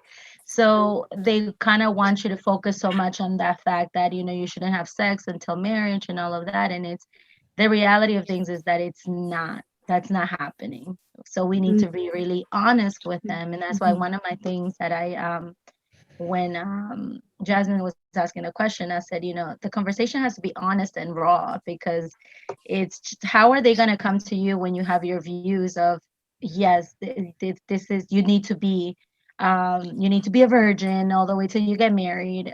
No, like, let's be real. If that happens to you, great, that's awesome. If that's what you're going for, let's empower you to do that. But if you're having those moments of like somebody's pressuring you, or you feel pressured, or you want to, let's have that conversation. So I think the church in a way has to be open to the fact that it's happening. There's sexual violence. One of the girls actually did open up to me about that they had an incident, that it was a sexual violence incident. So it's like, it's happening. The statistics don't lie.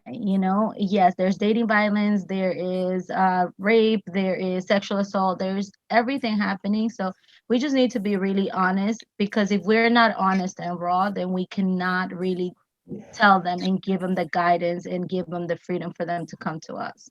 So Yeah. I don't know. That was just my 2 cents. I really appreciate that, Vanessa. We being Safe Havens, we have just clued into something called purity culture, like the silver ring thing and the abstinence pledges and all that kind of stuff.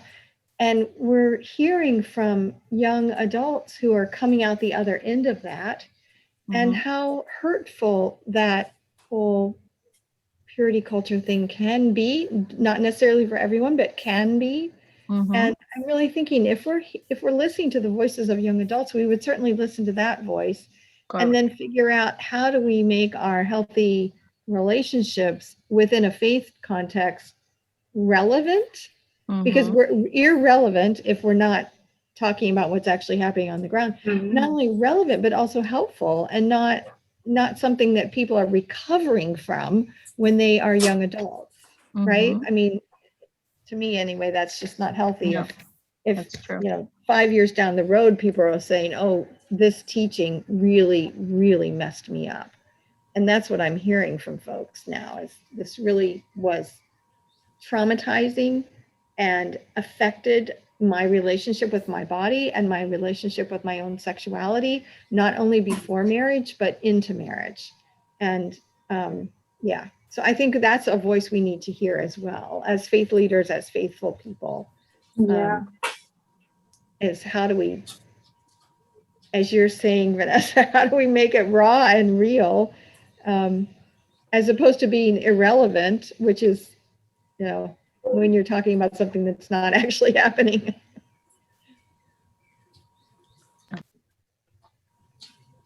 Julie, go ahead. I have to unmute. Okay.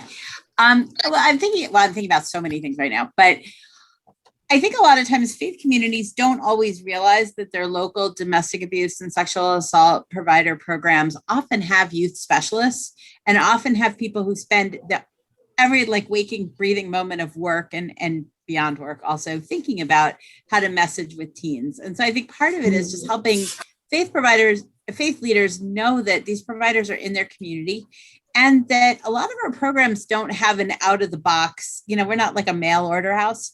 And so our program runs something called Teen Safe that works to get the word out about healthy relationships with teens.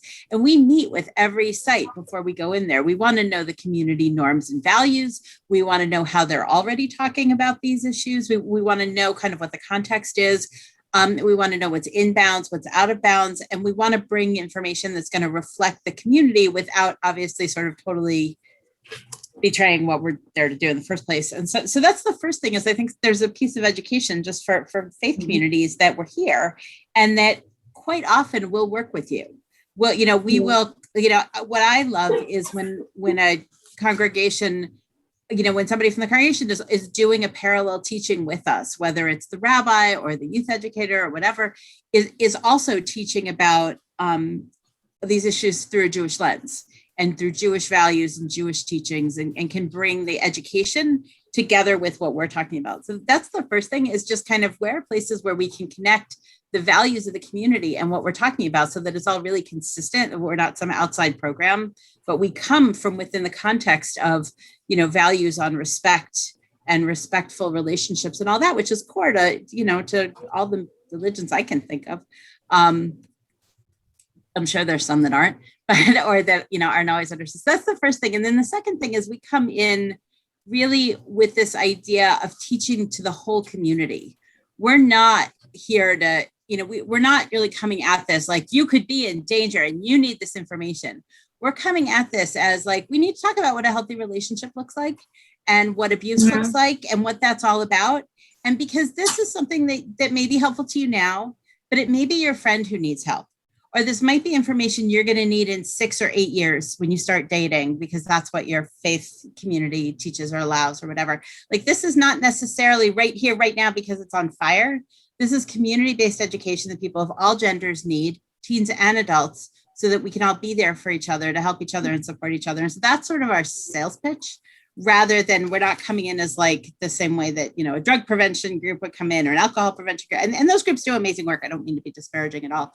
But our messaging is really different, because it's a community-based message of like, we all need this, whether you're dating or not, whether you're not going to date for 10 years, it's okay. You need this information. We all need to know this for each other. We are not universally successful with this message. It doesn't mean everybody's like, oh, thank you, please come. But we feel really strongly, at least with our program, when we bring this out there, that when we bring this to the faith community, that it doesn't matter if the kids in the room are dating. Right? They still need the information, whether it's for now or for later. And we're not going to talk to them like they need it right now. We're going to talk to them at like, this is what this is. And also because we're super aware of not putting more pressure on kids, right? Those programs that come in and are like, well, this is dating. And, the kids in the room who aren't dating feel like losers, right? That's a bad plan also. So to not create that for all kinds of reasons. Lots of kids aren't dating for lots of stuff, some faith-based and some other reasons. That's okay. They still need to know it. So anyway, I don't mean to go on and on. But I feel like taking this as a community awareness thing, rather than an individual harm prevention thing, might be helpful. I like that. I'm taking notes. That was really important. Yeah. So, Julie, I'm wondering whether it's also helpful to say a youth group or young adult group in a faith-based setting. Not only we want you to look out for each other, but also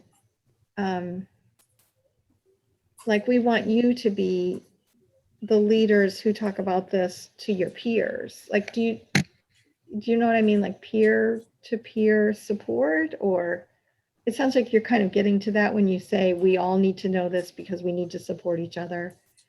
Yeah, I mean, I don't know that we would, Emery, you're absolutely right. I mean, I use the word ambassadors a lot. I mean, I'm not going to say that to a ninth grader.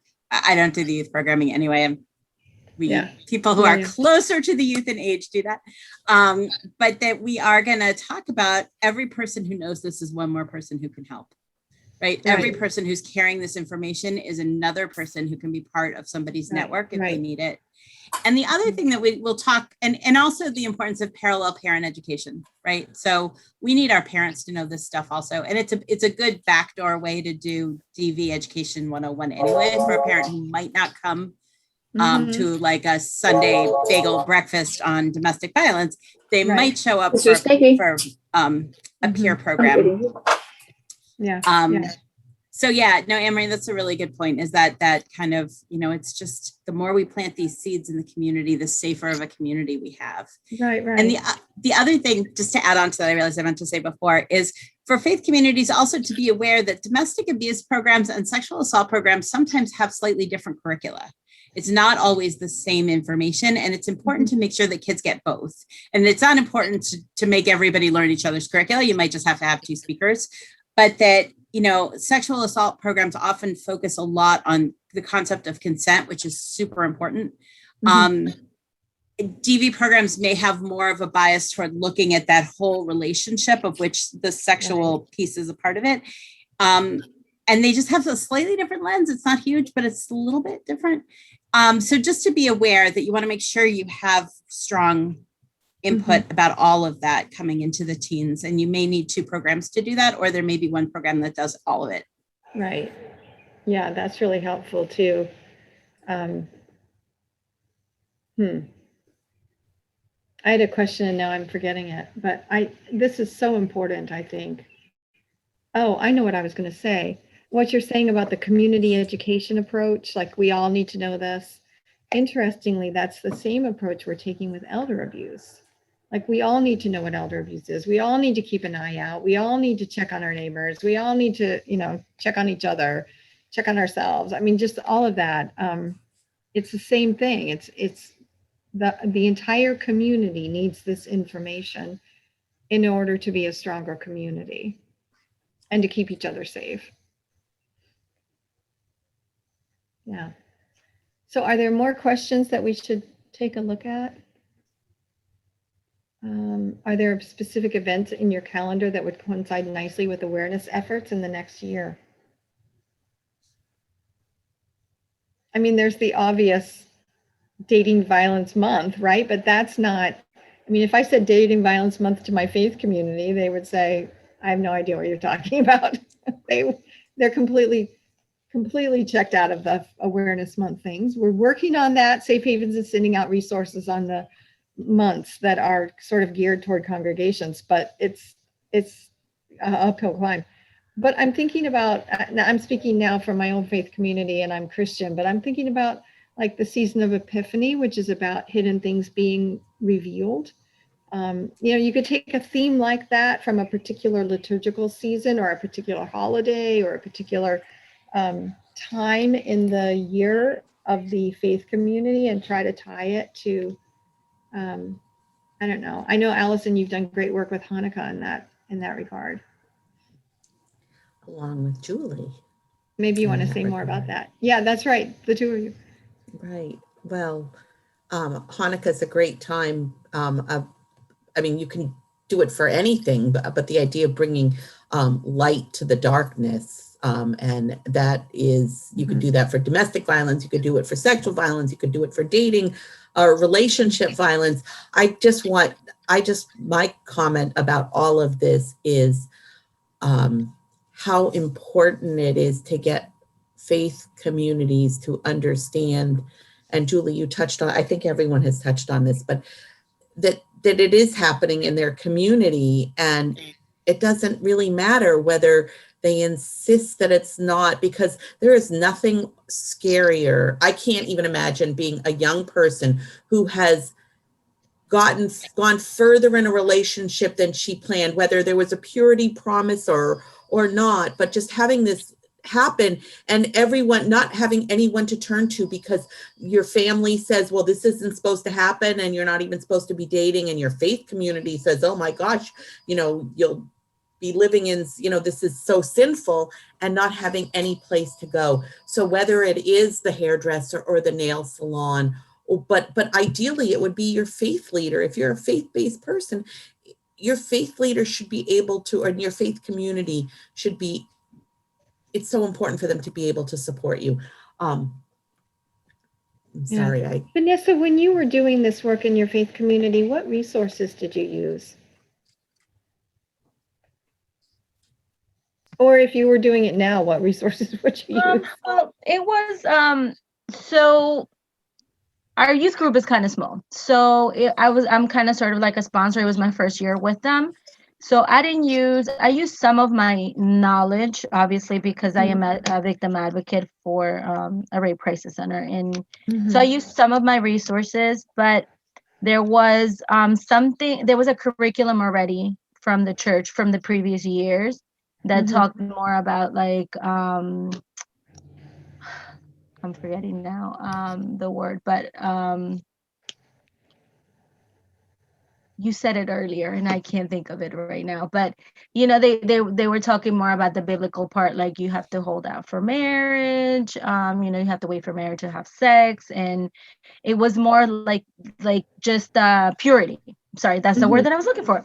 The purity part. That's what they were focused on. That was a curriculum based, but I had a little bit of freedom to be able to kind of just open up just as a sponsor, as a new sponsor coming in. So I was able to kind of just talk to them how I normally would talk to like my community and say, this is, it's okay if and I was able to say, it's okay if you guys, I know there were a couple of girls that they were dating. I knew that they were dating. I said, it's okay. Your body will react. Your body's going to react. Holding hands, kissing is going to react. So your body is not, you shouldn't feel bad for what you feel, but you shouldn't so I talked a little bit more about consent than anything else. So that's just from my knowledge, but that's something that I really want to focus on for the next year coming up. And I'm going to talk to the youth pastor on that, because I think it needs to be like, my word is always raw. Like I want to normalize a conversation about consent, about all of that, because if you don't normalize it, then you're creating a stigma and they don't want to talk to you about it. So, but yeah, it was just their curriculum points that we needed to touch, but I was able to kind of touch a little bit on the fact that consent, in that's the area that I went, that I kind of, I got my in through the consent part. Okay. That's really helpful. I mean, I really don't want to step on the toes of faith communities that are all about no sex before marriage, but like you, I think that sex is happening, and I'd really like for my faith community to be able to be, I guess I would just use the word relevant, that, more relevant to what's actually going on instead of what I wish were going on or what I wish weren't going on. Yeah. And I think we can speak about both. I think if we are in a church base, we have to talk about our beliefs and what all of that. But the reality of things is sometimes that we're not perfect. We're not going to follow everything that the word says, or that your doctrine says, or that your pastor, or whatever your beliefs are. We're not. We're just not going to do that, because we're humans, right? We tend to do what we're not supposed to do. We tend to do more. So. But so we just need to be aware of what is happening, so that way, they don't hold out and comes out, like you said, maybe 10 years from now when they're in college and something happens, and, and then it's like, who do I go to? I can't go to the church leader. I can't go to my pastor. I can't go to my sponsor, because, they were teaching me this. I'm going to disappoint them. So, and it's not about that. It's just about the reality of things is that let's normalize this conversation. Yeah. And that's exactly the context in which this all arose. Was we were doing some campus work on sexual violence, and we were hearing from folks who were doing this work on college campuses that the trauma of sexual violence for some of the survivors was compounded by the trauma of having had their whole identity and worth tied up with being virgin. And if from an early age you've been told the most important thing about you as a woman or female or girl is that you're virgin until you're married, then you've tied your identity into that, and then say sexual violence, God forbid, happens. Mhm. Yeah, Then it's- exactly, then where's your identity? Like you know, exactly. you Yeah, choose now yourself I or not. am unclean, I am sinful, I am all of these things. And yeah, and then where's the faith community for folks who are in that position? How are we Exactly. responding to that as well? So yeah, yeah. And also the teachings Mhm. about your own body. I think I mentioned that earlier. I'm also hearing from women specifically. So I guess my question would be, what's the message to men as well, right? If we are really about purity culture, then what are we I saying know to we tend to have the load of it, like the heaviness that comes in as women, because they always yeah, tell us, you need to be careful, you need to do this, you can't wear that, and you have to be yeah, modest, and you can't show this, and you can't show that. yeah, And that's yeah, another yeah, yeah, conversation that was also with the girls, because right, right. they're little liberals right now, and that's okay. They can speak their mind, but it's like, but I'm dressing for me, and I said I understand that, but let's see what your intentions are behind it. But the boys too, I'm very open with the boys, and Yeah. because it's not only on them, it's not on the girls, it's also on the boys. So it's a two-way street, definitely. Mhm, mhm, yeah. We Well, have, and oh, oh, go I was ahead, just gonna Julie. say, I think sometimes, at least with some of the stories that I know, when somebody gets to college, if they are violated, it's often in the context of doing some other things they're not supposed to be doing also. So it's even more complicated because they're drinking, or they're alone with a boy, or they themselves are male and they're alone with a Talking about to male, or authority. that there's a lot about all the lead up to the assault that they can't talk about either. And so it's not only, I mean, the assault itself is enough, but when it happens in this whole other context of you weren't supposed to be doing any of those things, how do you call your parents? Like, how do you kind of deal with that when the story starts way before the assault happened? So I think that's also part of what's complicated for college students, is that sometimes it is an assault that is the whole story, but so often there's all these other pieces to it, and they're 18 years old, quite often, or 19 years old. They've never Or been away from younger. home. They've been sheltered, or 17. Yeah, I mean, they've been sheltered. They're out in the world, and I think that comes back to this concept of, like, we're not another in a long laundry list of things that could hurt your child, so you need to listen to us. That we're about preparing our kids to go out, except for the kids who are going to stay in a very sheltered environment. Whether those kids are going to college, are going to the military, are getting a job, they're going to be living in the world. And how do we give them the skills and the tools they need to live in the world? So I think that's part of it. That's part of the whole conversation. Yeah. I guess I could end with that by saying that at some point I saw a video, and Julie, you might know, or Vanessa, you might know what this video is, but I saw a video of a guy who was a confessed rapist on college campuses, and he coolly said, I pick my victim early in the week, preferably a freshman, because they have fewer social networks and support, and they're more vulnerable. And I groom them all week. Oh, you got to come to this party. This is great. I won't have any fun unless you're there. And ahead of time, the party venue has set aside rooms where sex will happen. I mean, this is all like pre-planned, and the grooming and all that stuff. And when I saw this video, I thought, if we are allowing our young people to get out of our like they grow up in our congregation and they go off to whatever, and this is what they're facing, and we have not prepared them, then we are failing them. And I think that's where I just really got fired up about this. It's like, we are failing our young people if they haven't seen this video about this crazy grooming person who's like a predator, like a total predator. Like, how are we preparing young people in faith communities where we're always talking about people being kind and nice and to go out into a world of predators? Well, and again, is it okay if I say Allison's got her mouth open? I don't want to cut her off. We need to wrap up. It's 4 and they need, Okay. we have to be Yeah, off our the staff needs to platform. leave, Our right? Yeah. platform is ending. So Julie, you get the last word, even though we're supposed to, but that's okay. You guys can take the last word if you want to. Go ahead. Now, wait, let me get back to this. But I think we can't work out of fear. And that what's important isn't just knowing about those rooms and all that stuff, but that what we really want our kids to know is this could happen. So if you go to a party, go with friends, have a plan. Don't leave without anybody. It's not about, it should, like, if the messaging comes out of a place of empowerment. So know that these things are there and here's how to deal with them. Let's talk about what that could look like. How do you imagine, having a safety plan, having don't go alone.